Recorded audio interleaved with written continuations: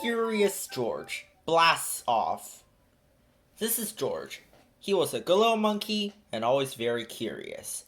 One day, George got an important letter. George's friend, the man with the yellow hat, helped him read it. Dear George, a small spaceship has been built by our experimental station. It is too small for a man, but could carry a little monkey.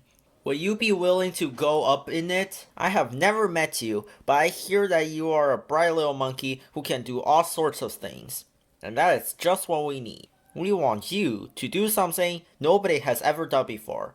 Bail out of a spaceship in flight.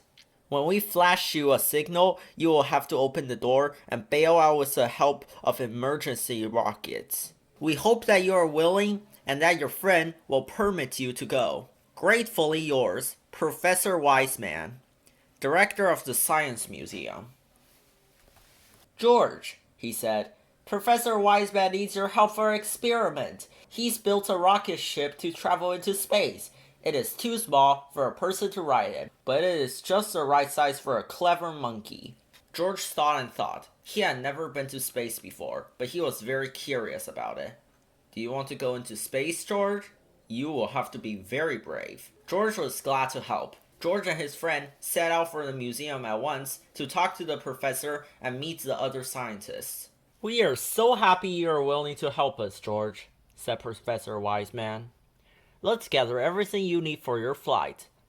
They got the smallest size spacesuit for George, along with a space helmet, an oxygen tank, emergency rocket, and a parachute. They helped him put everything on and taught him how to use it all. When everything was ready, a truck drove up with a special screen mounted on it to watch the flight.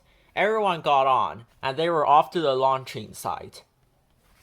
They checked all the controls of the spaceship, especially the lever that opened the door.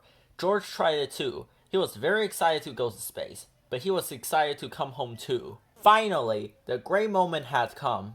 George knew just what to do. He went aboard the spaceship and waved goodbye.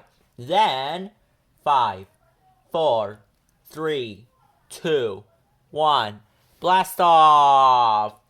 The ship rose faster and higher until the scientists could no longer see it in the sky. But on the screen, they saw George clearly all the time. Now the moment had come for George to bail out of the ship. Professor Wiseman flashed the signal. Everyone watched the screen. George did not move. Why didn't he pull the lever? In a few seconds it would be too late. The ship would be lost in outer space with George in it. Everyone watched on the ground, waited and waited. They were nervous, especially George's friend, the man with the yellow hat. Then, slowly, George began to move on screen. He reached for a lever, and the door opened at last. Out of the blue, an open parachute came floating down to Earth. Hurrah! George was on his way back home. The truck raced to the spot where he would land. What a welcome for George! Professor Wiseman hung a big golden medal around his neck. Because, he said, you're the first astronaut to fly into space and come back to Earth. On the medal it said, to George, the first space monkey. The newspaper man took George's picture, and everybody shouted and cheered. The man with the yellow hat most of all. I'm proud of you, George, he said. I guess the whole world is proud of you today. It was the happiest day in George's life.